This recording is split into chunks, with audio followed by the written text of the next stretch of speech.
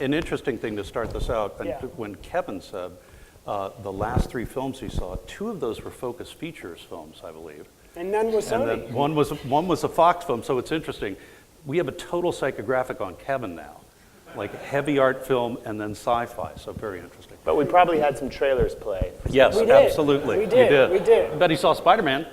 Yeah. Hopefully. Love to hear your Hope Springs trailer review, Kevin. Yes. Yeah. So, just interesting. We met the other day, and we were chatting, and Jake, We've met a long time ago, but we connected on this event. Yes, we've known each other since Dinah Shore ruled the planet. Yes. But it's interesting. Jake mentioned on the day that we met, it was the 25th anniversary of the animated GIF. Yeah, the animated GIF, the animated GIF, whatever you want to call it. I thought that was really interesting. It sort of was a wake-up call to think about how long, in many ways, this digital industry has been around. And I think it makes us feel a little aged in many ways. Yeah. But it was just one of those bellwether moments that makes you think about, we are here, this is something of a mature industry, and there's still a lot of road to plow. But it's interesting, you talk about the animated GIF, but now there's animated, icons and stuff that you can put on Tumblr, and motion, GIFs that are very popular. So it's interesting to see everything's old again is new again. This is true. Just by way of introduction, the nice thing is everybody has bios in their booklets on who these gentlemen are. But I will just say that they're both they sit on the right hand of the father, the right and left hand of the father, and that would be of Dwight, who we all love and respect dearly. Yes. And an interesting thing about Sony is that your organization is probably one of the most stable and certainly highly respected companies in town. But I wanted to ask you both, because you were telling me about some specific awards that people may not be aware of, that Elias has had in the past. What? Yeah. Well, Elias is a Hall of Famer. I mean, I think it goes without saying. We're in the presence of great. He gets embarrassed when we talk about this a little bit. No, they've known each other since childhood. I don't know if oh, people you know mean this. the okay, got it. Okay. Yeah. Well, yeah. So actually, I'll go that direction. Yes. That Elias and I I'm grew up embarrassed together. in a different way about. But. We grew up together in Northern California, in Berkeley. We've known each other. My family and his family know each other, and I know his brother. And it's actually been a great way for us to continue the collaboration in the workplace now. We grew up together. We went to USC business school at the same time.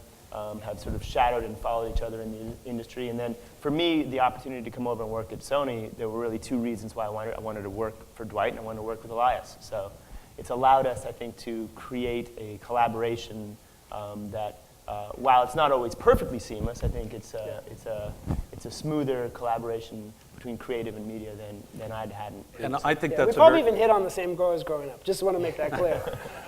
But he probably won more times than I did. But it goes to the saying that you really should love the people you work with, right? And you get to drive to work every day and say, I get to spend a day with Jake and Dwight and the whole team there, and that's what makes it all worth it. So I was glad we got to follow each other, throughout our careers, and the opportunity to get to work with each other is the icing on the cake. So which is an interesting thing for everyone, because many times at studios, things can get a little siloed, or there can be different things that could seem like turf conflict. But the integration and the relationship that the 3 of you have is very strong and enables a different level of collaboration, which I think is part of your current success. yeah.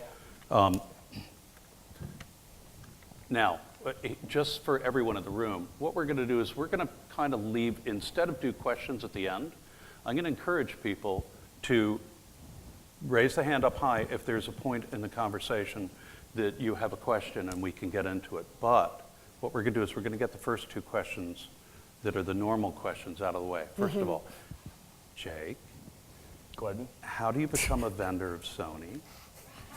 Well, that's a good question. Look, I would say there's 3 things that we really look for in terms of creative vendors, and it's story, it's scale, and it's innovation. We look for story. That's what we do. We're in a creative business. Our consumers are impulse-driven. That's why they make transactions to buy a ticket to go see a movie. So we look to tell stories. And so the question I always ask vendors and our partners who we do work with is, how are we telling a story on this platform or using this technology? What's the story going to tell, and how does it move the consumer closer to making a purchase decision? The second is scale. We are in a business where we have short windows to create high impact. We need to be able to reach large audiences. We've got a little saying at the office, 2 commas or spare me the drama. So if we're not getting millions of engagements, whatever that's defined as, then we're not really doing ourselves justice. And the third piece of it is I innovation. like that. Wait a second. I just want to make sure everybody Well, gets if that. you're tweeting, make sure 2 commas. 2 commas or spare me the drama. Spare That's me the the first drama. note to take. 2 commas or spare me the drama. 2 commas or spare I me love the drama. that. I got that tattooed on my. Yeah. And then You don't want to know where. Yeah. And then the third piece is innovation. I think it is important for us to break new ground and be part of new technologies and work with startups. We have an internal mandate to have X number of first-of-a-kind initiatives that we try to hit every year. And that can be anything from working with new SDKs to finding ways to integrate a Siri initiative on iOS devices to you name it. So I think those are the 3 main criteria that we start the search with. That's very good. If anybody needs anything to go slower so you can tweet it, just let us know. Okay. Okay, Elias. Yes. Sony, shifting spending to television, TV to online. How do we move That's the money? other question. How do we get more It's money? Like, yeah, how do we get more money? That's the question. Meaning, how do we give The more other money to question our to get publishers? out of the way.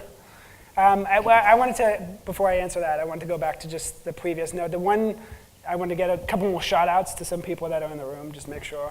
The collaboration at Sony, you mentioned is very good. We have the secret sauce is the collaboration we also have with our media agency. So there's many people here from who's the best media agency in town, but, hands down. So we love working with those guys. And, one of the secrets of success, just collaborating just across media types, before I answer that question, is the fact that we have one media agency that works both online and offline. So that helps out tremendously, and I just want to give some shout outs to Well, those folks. interesting. So not to be flip about that, because that's a good point. Your media agency works across all platforms Correct. as well. So Correct. theatrical, home entertainment, and all of your other Yeah, and extensions, across right? other Sony divisions, Sony Electronics, et cetera. So, And that has a lot of power. yeah, definitely. I think it's a long-standing relationship. I came from the board, so I'm very biased. I can start by saying that. But the fact that UM's been working on the Columbia business before Sony even owned Columbia says a lot. There's a lot of studios in town. There's a lot of agencies that work on studio business, and we have an agency that's not walking on eggshells because they're worried about losing the business. They've worked on the business way too long. Instead, they're very focused on how to move the business even farther ahead. Great. So let me reframe the question then, because a point that you made the other day I think is of most value. In terms of differentiating mediums and what currently we are doing in this iteration, is you're looking more for opportunities to triangulate media Correct. and bounce people Correct. between mediums. Correct. Whenever people say, well, why are we not getting more money from TV or from print or whatever, that's not really the focus right now at Sony. The focus is how do we bounce people from media to media, right? How do we make sure every TV spot, we get the most out of every dollar we spend in other media so that there's a strong digital call to action that's more than a second long, a fraction of a second long, URL that you don't even see at the end. How do we do something that's a little more impactful? So the discussions and meetings, and Jake and I are part of those discussions, is really how do we take advantage of other media versus how do we shift spending from one side to the other. And that's an open dialogue, I assume, between like Ramsey and gentlemen from television promotions? Sure. Absolutely, it's a team effort. I mean, Elias alluded to it. We have a very strong team. We've got strong agencies. We bring in strong partners. We like to think that we set our teams up for success and then demand excellence. So that requires a level of collaboration and conversation. And I think we also believe at Sony that a rising tide lifts all ships. Yeah. So across the industry, the kinds of information sharing and conversations that we like to have, hopefully will bring all the other groups, the other studios up as well. Great. Any questions? I'm scanning the room, so yell it out if anybody has a question. Don't be shy. Okay. Okay, so let's talk about a campaign and, Yes. and what you guys, how you work and your collaboration in action. Yeah. Now, currently, one of your upcoming films, we won't talk about the spider in the room. Let's talk about Total Recall. Great. And we wanted to talk about this campaign because we thought this was the best collaboration, the best example of collaboration that Jake and I do. So Yeah. why don't you start? And Sure. So I'll we're take it very from now. strategy first focused at Sony. So what we'll do, literally we'll do this as soon as a project gets greenlit and if there's a script that we can look at. Elias, myself, some other key members of the team will sit down and look at what, we'll create a strategy document and we'll define what is digital's role in this campaign. And the strategy document basically has 3 components. It's got a shorthand positioning, how are we going to sell this movie? It's got some assets and liabilities that we define based on what we think is going to work for the movie and going to be a challenge from a marketing perspective. And then it's got the landscape, the competitive titles, the social currency of all the participants. And we basically craft this as a living document to say, hey, this is our strategy. Now let's work with our vendors, let's work with our publishers, let's work with the rest of the teams. Let's evangelize this document and start to build out a campaign. So specifically for Total Recall, we recognize Total Recall August 3rd in theaters everywhere, by the way. It's just muscle memory. Tickets now available. Yeah. We recognize this was a movie with an aspirational theme. What's it like to live the life you've always fantasized about? In the movie, Colin Farrell is a factory worker. He dreams of being something different or bigger. He dreams of being a secret agent. He goes to Recall with a K, and obviously everyone knows sort of what goes on from there. But the idea was we thought that was an accessible theme to position the movie and use that theme in all of the engagement tactics that we had. We had to figure out a way to get that idea out there. So we came up with a version of the Recall experience that you could go to online at welcometorecall.com. And we built out the experience so that you can, working with actually BLT was our creative vendor on this one. They did a great job. The idea was that you could go to the site and you could actually have a virtual payoff of a variety of different aspirational experiences. So fashionista, secret agent, video gamer, DJ, rock star. We built out this concept, and then with Elias, we said, Elias, how are we going to be able to get this out there so that it has massive scale? So if you want to speak to that. So we went to the media agency, we went to the publisher community, and we said, can we identify publishers, partners, I should say, who can actually activate these things? If you want to be, if you always wanted to be a secret agent, how can we pay that off in the real world, right? So I identified 9 partners. I wrote them down to make sure I didn't forget any of them. And thus the actual activation program began. So let me just go through them real quick. So if you wanted to be an international spy, right, live the life of Colin Farrell in the movie, we partnered with Yahoo, and they actually, through their promotion, would send one lucky winner to spy school. So makes sense. The second one was a fashionista, as Jake mentioned. We partnered with our good friends at AOL who are here today. And we basically, through their help, would allow you to spend the day with the icon of fashionistas, Heidi Klum. So you get to shadow her for a day in New York. The third was if you want to be a sports anchor. We partnered with our good friends at ESPN, and they're going to take one lucky winner, fly them to Bristol, and let them sit behind the SportsCenter anchor desk, follow one of the SportsCenter anchors, and then spend the rest of the day in New York actually at a real-life sports event and participate in the broadcast. The next one, if you want to be a socialite, so Wonderwall is our partner there. They're going to actually let somebody go to a red carpet event, do the whole makeover, basically live the life of a socialite, of a celebrity. Rockstar, so if you want to always be a rock star, Pandora is our partner there. They're actually giving you all access to Green Day, who's about to go on tour. So you get to spend the day with Green Day, be part of their sound check, attend their concert, and then hang out with them afterwards, after the concert. Video gamer, so you can be a video gamer through the help of our partnership with Xbox. We're going to fly you to Redmond. You get to shadow a developer and live their lifestyle for a day. DJ, so that's with our partnership with Complex. So we're going to attend Scratch Academy. You get to actually show your skills off that night at a real club. Hopefully you don't piss people off. Next is a UFC fighter, so I'm almost done, I promise. So that's through the partnership with the UFC, so we're actually going to get to attend Ufc Academy, which is here in LA, and then you get to sit ringside during an event with one of the trainers.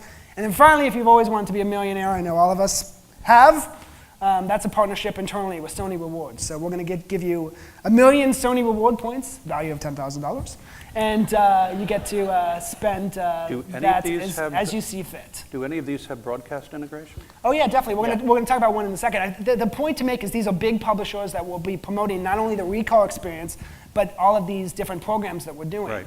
And so you leverage their social channels, their websites, their all of the people that attend, that visit those sites on a regular basis to basically be part of the recall experience. So to Elias's point earlier about leveraging media dollars across platform to amplify the message, for this campaign, we took that core positioning, we locked in all the deals with the online partners, and then we took that concept and went to our traditional media team and said, how can we integrate this into a broadcast component? How can we integrate this into outdoor? So if you're seeing around town, you see the no recall or welcome to recall outdoor, we're driving people back to this message that ultimately drives them in to this welcome to recall experience. But the broadcast component was great, and we've got a couple folks here from our media promotions team that helped out with this, Jason Rumminger. But the idea was, let's go to a broadcast partner, find a way to integrate this theme into an actual show, and produce a show where this theme of living the life you've always fantasized about is played out. So we worked with Discovery Channel and their reality show, Sons of Guns, which is about gunsmiths in Baton Rouge and technology and weapons and sort of cloak and dagger. And we created a show, we actually produced a show where the main guy goes online, he sees the trailer for the movie, he says, I want to make the gun that I see Colin Farrell having there. He then goes to the Welcome to Recall site, goes through the experience package process that Elias mentioned, and then comes out on the back end with a real life experience where we brought the cars from production down, we brought the set designer and the art department and props and tools, and so we've got a broadcast component that's going to launch with promotion the week of release. So let's talk about timing, because many people in the room, either other studios or vendors or media, what is the timing for this? So once you put your strategy together, are you 6 months out? Are you 9 months out? And is this part of your upfront negotiations? Yeah, I mean, it definitely depends on the film. Some are working well over a year out. So on this one, we started actually. I pitched the idea on a flight to Scandinavia with Dwight, actually, and that was back last fall. That was a long time ago. And so the idea was, like I said, I mean, we're very process oriented, and we try to build these strategy documents a year ahead of time when we can. It's a case by case basis, as Elias mentioned. When we have an idea that we think has legs, we try to start as early as possible. Yeah, I mean, I'd say on our side to execute 9, promotional sweepstakes is it's just a, right. So BLT is a partner. They came in, at what point were they working on this? Scott, when did we put you guys on? I don't know. I mean, yeah, about a year ago. Okay. Yeah, about a year ago. And then for your media partners, started having conversations? Some of the early conversations would happen probably 9 months ago, 9 or 10 months ago. Okay. And like I said, to get sweepstakes up and running, we normally do 1 or 2 on every movie. To do 9, you can imagine how long that's going to take. So. But I think it's an important point. So everybody knows that's the timing. Gordon, I think it's important to, the organization is set up to facilitate these kinds of conversations. The fact that Dwight has created this group that allows Elias and myself and the other team members to literally sit next to each other from the beginning to have these discussions, from my experience, it's unique in the town. And it's allowed us to be able to push these ideas through. And with the weight of what we've got going, we can literally bring these to the bigger marketing group with some momentum and have the creative process be incremental and add on as opposed to restrictive or cut back. So in terms of, and I'm looking for anybody who has a question, but in terms of the through line to other windows like home entertainment, when either the vendors or the media concepts for reactivation occur, those dialogues, you have an open dialogue with your home entertainment. Yeah, definitely. I mean, the home entertainment group we meet with on a regular basis. We have a formal sit down once a month, but we have, weekly just kind of interactions with them on different campaigns. And the idea is just to, download them on everything we learned and hopefully, jumpstart their campaign. The other, you mentioned at the beginning of the conversation, UM is the agency across both divisions. And so a lot of the institutional knowledge gets transferred between those groups since they work on both sides of the business. So. Now, question. Can you stand, say your name, where you're from, please? My name is Mark, and I'm from Fox. I'm very curious about, this is a fantastic sounding campaign. How are you going to measure the success of this? Because this is where we get stuck sometimes. Is it about the reach of the media partners, or is it the participations on the back end? Yeah. And how many commas do you need in participation before it's a success? Well, I'm going to let Elias speak to the KPIs in a second. Yeah, exactly. But I want to start off by saying, my mind is in strategy and creative, and my goal is to create a message, a story that I think is going to move the consumer to make a transaction. And in my heart, and if my boss believes this, and if I'm able to sell this concept through, that it is a broad idea that lots of people can hold on to that says, you want your life to be different, you want to raise it to this level. If I believe that those passion points are ingrained in everything that we do creatively, then all I care about is getting that message out there. So my ROI is, if I believe in the idea, which I get sign off from the filmmakers and Dwight and so on and so forth, and if I champion it, then all I care about is getting it out there as widely as possible, and that's where Elias and the KPIs that he has come into play. So it's a great question. I'm glad you brought it up because we wanted to talk about that today. So we produce what's called the Digital Marketing Report Card. Vanessa, who's on my team, who's probably somewhere around here, hey, Vanessa in the back, who actually manages the process of doing the Digital Marketing Report Card.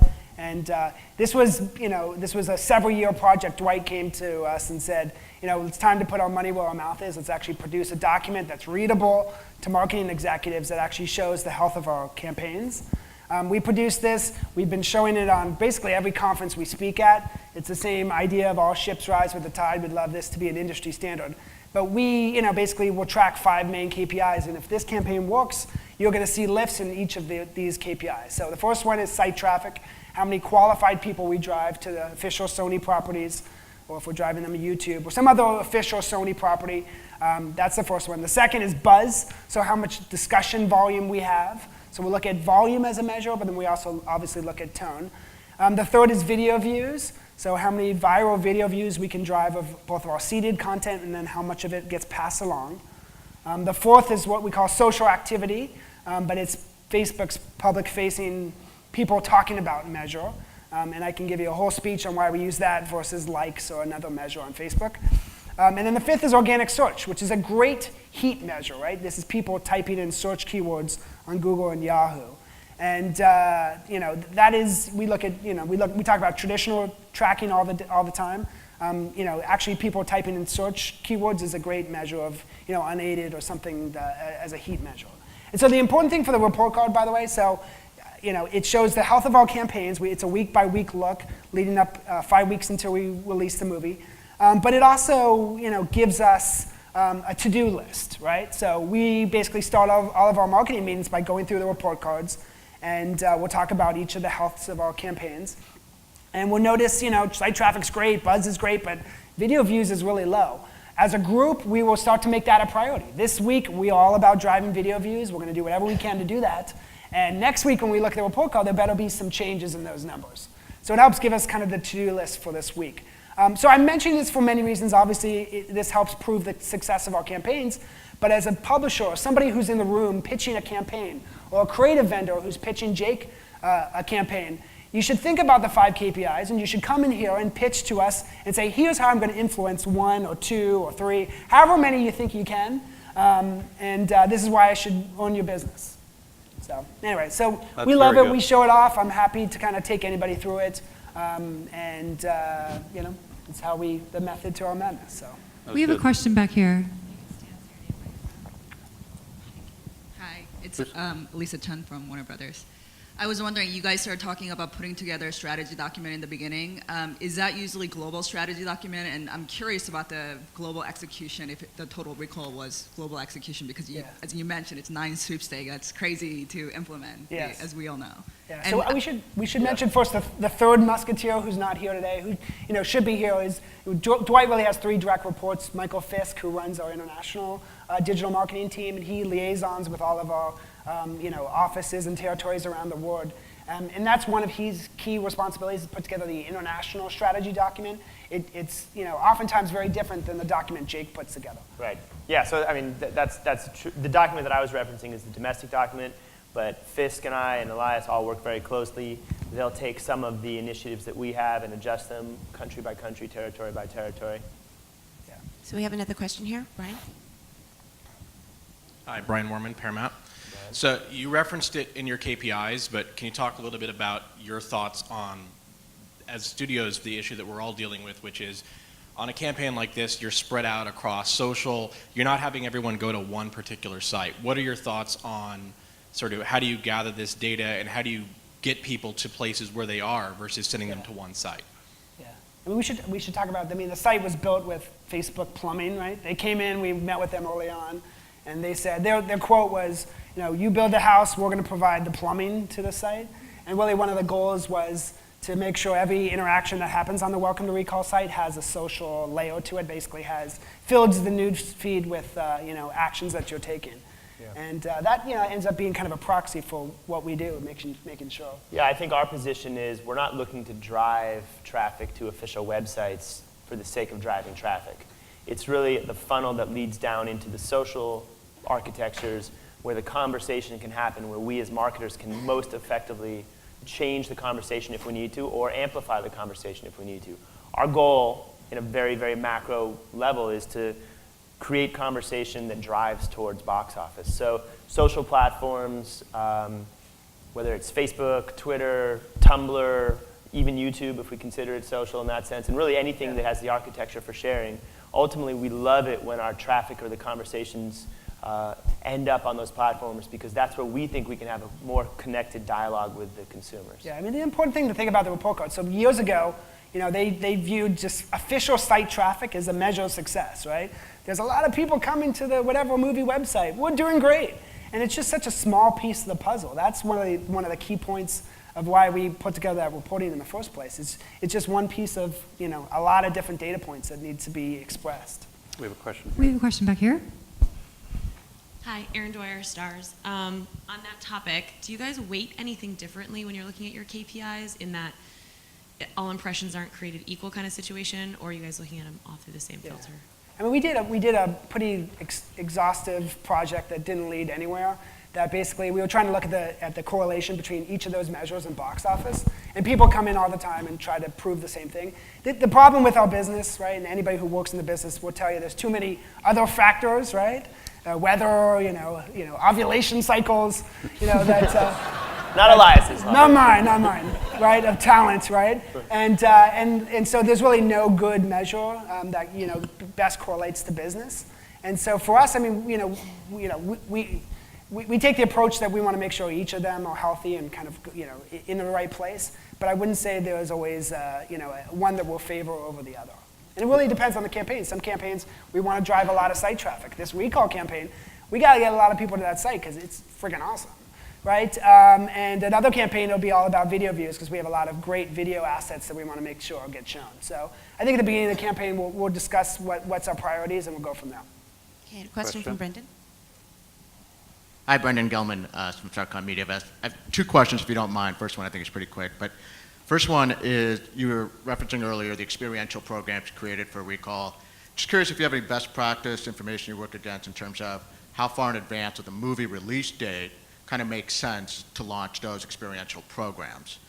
And then the second question, a little bit different, but curious, once the movie releases, are you adjusting your marketing strategies, tactics, from a media and or creative standpoint based on dialogue that's happening in the social space, whether positive or negative about the movie? Do you adjust your strategies in any way against that? Yeah, well, let me tackle the second question first. We're in a unique business where opening weekend is the most important aspect of all of the drivers of downstream revenue. And so the big guns are focused on opening the movie as big as possible.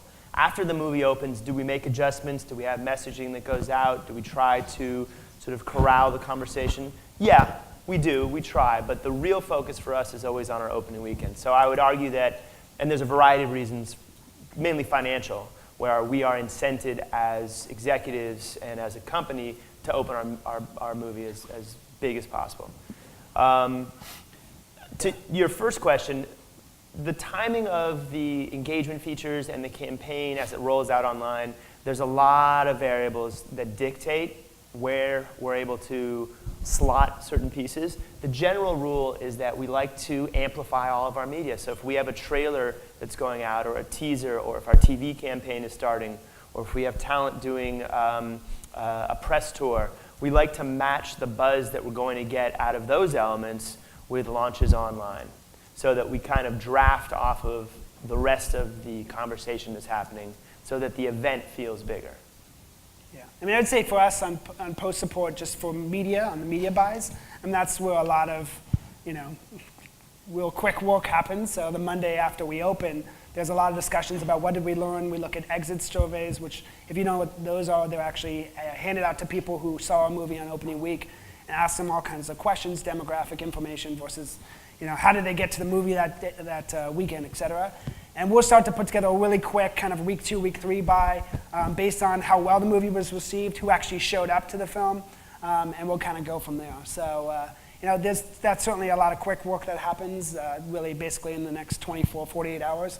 But Jake's right, we're really very focused on opening as big as possible, and then hopefully good things come from there. And we have another question over here. Hi, Simon Ward from Eisenberg Group. Actually, the last questioner covered this a little. I wanted to ask, even though the 5-week build-up to launch is understandable as the main focus, I wanted to ask whether you thought there was more opportunity post-launch to prolong activity and prolong return on investment from any asset, particularly in the light of the points you made about the collaboration across all of Sony, and whether you think this could be more opportunity in the future. Yeah, I'd say a few things. So we call it basically the white space, which is in between the launch on the theatrical launch to the DVD launch. When we've been talking a lot in the last few months about how do we activate people during that window? Do we supply content to them that we haven't launched yet? Do we tease, pre-order messages, et cetera? I don't know if we've figured it out yet, just to be honest with you. I think it's something the whole business is trying to struggle with right now. It's more of a discussion of, how do we prevent things from like piracy happening, and how do we give people a reason to kind of stick around and actually download things legally, right? The best person to talk to, at our studio, we have a whole team that works on the ultraviolet business, right? And if you talk to the folks that work on that business, their motto is it's got to be better than free, right? We got to provide you an experience that's better than having it illegally downloaded. And so the discussion with them is basically, how can we kind of activate people during that time period, but give somebody an experience that's really worth waiting for. But also stemming the decay in the product is much more relevant to television than it is to theatrical. Theatrical models are all based on what your decay rates are. You can tell romantic comedies as opposed to animated children's titles and everything else. Not to speak for you guys. But. Yeah, well, here's the opportunity. I think the answer is yes. The opportunity is there for digital. If you think about it, of all the marketing platforms that exist for our business, digital is the only one where the conversation lives on after the product is off the shelves.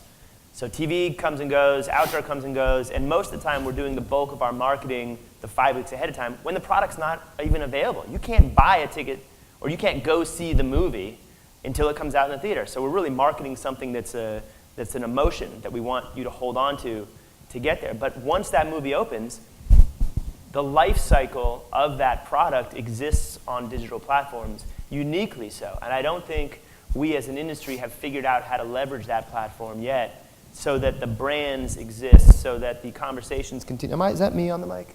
I keep hearing that. Anyway, so that the conversations exist to promote the brands. CPG, other durable brands, toothpaste, they don't have that challenge. They have other challenges. But we, with 20 plus brands a year, each one of our movies being a brand, we've got a quick moment in time to sell our product. Yeah. So, question, you're, from the dialogue here, the two commas are saving the drama, it seems that Sony, is focused on large-scale opportunities. But in our conversation, I know that you certainly put R&D into new and nascent platforms. So can you talk about how people who have innovative products or new opportunities? I'd say by the nature of our business and by the nature of the budgets we spend and the media plans we put together, there's just a portion of it that just gets deemed as R&D. It just has to be that way, right?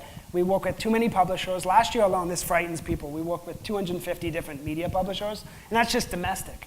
There's some 300, 350 that we work with internationally as well. So, you know, it means you gotta, if you're gonna keep thinking ahead of the curve, you know, making sure we do things, in an innovative way, it means you gotta separate some money and basically say, this is what we're gonna use just to test something new out. So you were the first advertiser with Facebook, weren't you? We did the first campaign on Facebook. We did one of the first campaigns on YouTube for a movie. God, you know, it was called Click, you know, which was many, many years ago. And it means you got to test platforms that you know people have never really heard about, and go from there. So I would say if you're an innovative, a small startup company, you shouldn't be afraid to knock on the door at Sony, because you know, especially if you have something that's really compelling. We're going to find a way to make it work. And Jake, how does that work from a creative standpoint? Well, I think that part of that, and having seen a little of the landscape, having been at other studios, really the DNA of Sony is in innovation and in electronics. I mean, throughout the history, the company has been all about creating new products and innovating. And you know, despite some of the challenges for Sony Electronics right now, that's still the core essence of the company. And I'm a big believer that the culture comes from the top, that the fish stinks from the head. And so that idea has actually been pervasive in the way that we think about things. We're process-oriented. We like to seek out innovation. I think it does come back when we're picking the types of innovation that we're going after. It comes back to story, and it comes back to scale. And it also comes back to headlines. Can we create a headline with this first-of-a-kind partnership that's going to get people talking, that's going to create amplified buzz, that's going to get people ultimately to say, I got to go see that movie. Yeah. I'm going to look for questions before we remind everyone to tweet, fish thinks from the head. Yes. Fish stinks from the head. He's got all of them, by the Please way. don't. That's what I love working about Jake. I write them down every day. I try to say them at home or with my cousins. Don't and stuff like tweet that. Okay. Don't tweet that. But to that point, since you have been at different studios, can you talk a little bit about how Dwight helps you guys open doors to, you know, because digital is, you know, 18 people strong, and there's a lot of momentum as you guys are taking the ideas through your organization. Why don't you speak to that a little bit? I mean, I'll start by saying, so Dwight and I have worked together a long time. I've known him since 2000. That was the first campaign. One of the first campaigns we worked on was the movie XXX, and the first Spider-Man, actually. And one of the things that, you know, there's many benefits of working with Dwight, but you know, he's one of, if you look at the studio spectrum, there's not a lot of presidents of digital marketing, right? There's only He's the only one in town. Right? Just to correct yourself. And so, you know, that alone kind of says a few things, right? That the studio takes digital very seriously. They have somebody in that key position. But he also has, we call it, you know, the bat phone. I shouldn't say the bat phone, the Spidey phone that goes directly to the chairman when we need something done. You know, he knows the right ways to get it done. So he's always said his job is really to push people out of the way and, you know, obstacles that exist, he eliminates really quickly. But it's because he's well respected at the studio and in the industry. And that's what makes it really easy to get yes momentum, as Jake mentioned earlier. Yeah, I mean, I would second that. I think Elias, articulated it very clearly. Taking that yes momentum and walking into a room with a plan, with a strategy, with good partners, with some heft, literally some political currency and some weight to your ideas. As everybody knows who's been in a meeting where decisions have to get made, you need support, you need alliances, you need positive creative feedback. And I think Dwight has, in a unique way, set us up for success in that manner. Now, I'm going to look for questions because we're running out of time, so you have to raise your hand. Give us a tough one. Okay, so What's the meaning this of one's life? kind of strange. My name is John Lockman with Cova Fuller Advertising Agency. Now, sometimes a product sells itself, and you know that this movie is incredible, this movie is amazing, and you know you could pop and not. I believe in advertising because that's what I do for a living. But you could put a video on YouTube, and that the content, the production is, and the person creating it is well known, and it's it's a good product. How do you distinguish between something that is a good product that you know as soon as people see it, it's going to sell, and something that you know is harder to sell, maybe the demographic is more skewed? How do you distinguish between saying, I really did this, or did the product sell itself? How do you, I guess, that's my question, I guess. Yeah. How do you differentiate between something that sells itself and something that's more targeted to a demo that you know that this is going to be hard to market and success is really going to be contingent upon how I do this? I think that's a marketing question. It's a good marketing question. I raise it up from just digital to marketing because I actually would say that no movie sells itself. Right. Not until people see the movie can they actually talk about it. So someone has to see it. I'll give you an example from my previous life at Fox. Avatar, okay, which everyone knows did bazillions of dollars. Bettina, you know more than I do remember what it was. Nobody, there was a big challenge to get that movie sold to the public. The idea, and we did research after research, nobody understood what the title was. Nobody wanted to see blue people in space. It took a lot of work to create the kind of mass critical effect where this movie had elements of it that were big enough, whether it was James Cameron's return to the screen, whether it was the technology story, the Weta integration, the story that had all kinds of sort of key themes from some of the great epic stories of all time. Those were all stories that were crafted by the marketing team. A movie has to get seen, it has to be put out there, it has to be put out there with a position. You could have sold that story 100 different ways. It could have been Sigourney Weaver's drama about creating the school up on Pandora. It could have been Sam Worthington's injury story and one man's journey to fix his legs. We chose as a group to sell the story and to come together as a big team to create mass out there to push that thing to the point where it was. So once the movie opens, it's a different discussion.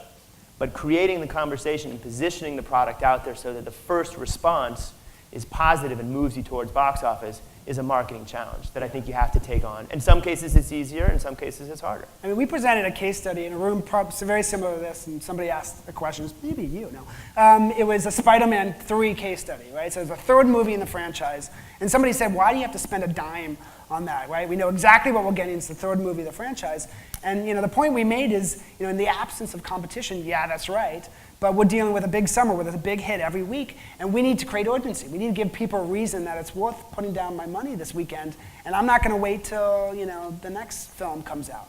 And so I agree with Jake. There's no movie that sells itself. In this economic landscape, in this moment in time, all people need is one reason to not go see a movie. Right. They just need one reason. Right. Kids crying, I don't want to park, I saw something on screen that I don't like. Right. That's a big challenge for us. We have to, much of our job is, the car's driving down the street and it starts to veer left and it's going off path, we got to realign it back on. And that's a lot of what digital marketing and marketing for movies is. You got to keep the car in the center of the road. And that requires a long lead position so you start going the right direction and that you're able to deflect all the challenges that come and go. But with all the clutter out there, with all the economic challenges that are out there, we've got to get people off their couches to buy a ticket to go see a movie. And I think no movie, I don't know, Star Wars there's no movie out there that does that on its own. We're going to wrap it up. Can I say one last thing yes, real quick? That I meant to say at the Think LA event this month. But it's nice to see everybody here. There's a lot of people in attendance here. The Think LA event this month had 800 people. It's a fantastic time to be in digital marketing, right? It's just a great time of the year. That's perfect, because that's what I wanted to close with, even though we're a little bit over. Okay. Since the great thing about iMedia really is about the media community. Yeah. It's one of the few organizations that actually you feel like family in, and you can actually be candid and open. Is there a statement or a wish that you have for all fellow collaborators to leave this moment with? I mean, collaboration's a good keyword, right? So it's just not, you shouldn't be afraid to kind of tell somebody what you're working on and what you think of the business. If it helps kind of our ships rise with the tide, like we kept talking about. So it's a great time, like I said, to be in this business. It's a lot of interest in this business. You see a lot of headlines, obviously, and let's just keep moving it forward. Yeah, I mean, I would echo that 100%. I think the other thing is it's leadership. The animated GIF is 25 years old. IMDb is 20 years old. We are all, to a certain degree, grizzled veterans in this business, and we have, I think, achieved as a community a level of presence where we're now making leadership decisions. So we're in a transition phase to a certain degree of the digital natives who either grew up on this platform or know enough about it to be able to make decisions, and the old analog heads of the businesses who are, at some point going away. So we have to embrace leadership. What does that mean? How do we continue to raise this community up, to reward the risk takers, to create great creative, and keep our business alive? The health of our industry relies on everybody, and I mean it, every dollar counts. It relies on everybody doing great work here. Well, thank you both for joining us, and thank you all. Thank you guys. Thank you. Thanks.